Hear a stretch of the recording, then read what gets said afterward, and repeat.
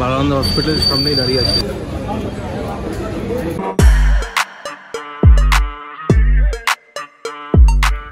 Welcome back to my channel বন্ধুরা, আমি সৌম্যজিৎ তোমাদের জন্য নিয়ে চলে এলাম একটা নতুন ভিডিও নিয়ে। তো আজকের আমি বাই দ্য ওয়ে অনেকদিন বাদে ভিডিও আনছি, তো আশা করবো যে পুরো ভিডিওটা দেখবে। আর আজকের ব্লগটা ছোট্ট ব্লগ হবে। তো আজকের আমি বেরোচ্ছি হসপিটালে এই জন্যই যাচ্ছি কারণ আমার দিদার চেক আপ আছে, পায়ের রিপোর্ট দেখাতে হবে, কারণ পায়ে একটু প্রবলেম হচ্ছিল। তো সেই জন্য আমরা যাচ্ছি বালানন্দ ব্রহ্মচারী হসপিটালে, যেটা বেহালায়। তো ওখানে যাচ্ছি আর এই নিয়ে ব্লগটা হবে, ওখানে গিয়ে চেক আপ করাবো। তো চলো ভিডিওটা পুরোটা দেখবে।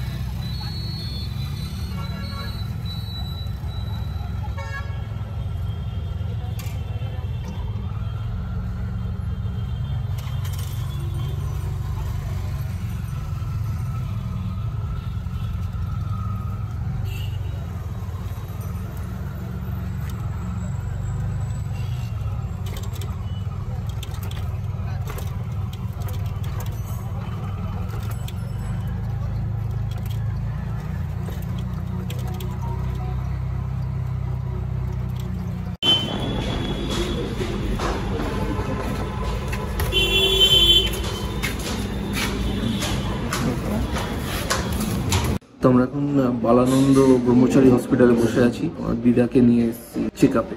তো দিদার পায়ে একটু প্রবলেম হয়েছে, মানে বেশিক্ষণ বসে থাকতে পারছে না, দাঁড়াতে তো পারছেই না ভালো করে। খুব সম্ভবত নার্ভের কিছু প্রবলেম এসছে। তো সেই নিয়ে আমরা ডাক্তার আগে দেখিয়েছিলাম, তো এখন আমরা এসেছি চেক আপ করাতে। তো আজকের ভিডিওটা এই নিয়ে দিদাকে নিয়ে হসপিটালে এলাম আজকে।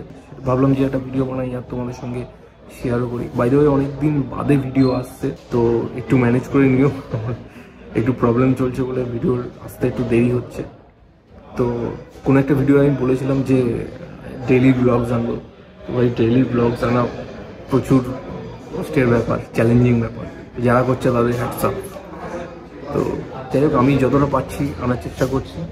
তো চলো দেখতে থাকো পুরো ভিডিওটা। তো আমরা এখন ঠিক বালানন্দ ব্রহ্মচারী হসপিটালের সামনেই দাঁড়িয়ে আছি। তো এটা হলো ডিএইচ রোডের উপর যে পাঠকপাড়ার মোড়। তো পাঠকপাড়ার মোড় থেকে ডান দিকে ঢুকে এসে ঠিক বাঁহাতেই এই হসপিটালটা পড়বে।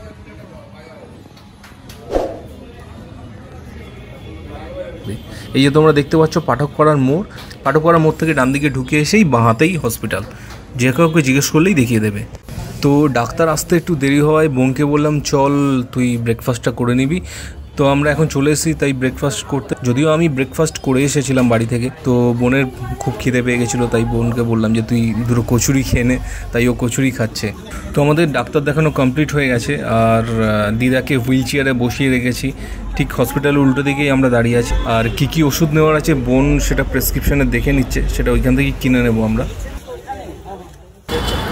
তো আমাদের ডাক্তার দেখানো কমপ্লিট হয়ে গেছে, আর আমরা বালানন্দ হসপিটালের সামনেই দাঁড়িয়ে আছি। আর আমরা এসেছি অটো করে, তো অটো ভাড়া করে এসেছিলাম। তো অটোওয়ালাকে ফোন করেছি, আসছে, ততক্ষণ অপেক্ষা করছি। আর দুজনের এখানে বসে আছে।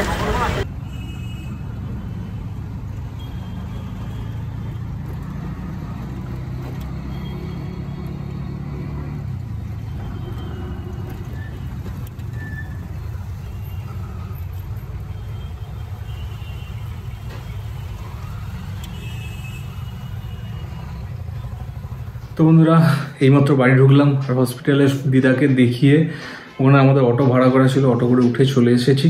আর ওখানে মানে ওঠার সময় আর ভিডিও করিনি, কারণ দিদাকে ধরে তুলতে হচ্ছিল, যেহেতু পায়ে প্রবলেম আছে, আগেই বলছিলাম। আজকে ভিডিওটা এই নিয়েই ছিল। তো এখানেই শেষ করছি আজকে ভিডিও, আর আমি চেষ্টা করছি ডেইলি ব্লগ আনার। যতটা পারবো আমার তরফ থেকে আমি চেষ্টা করব।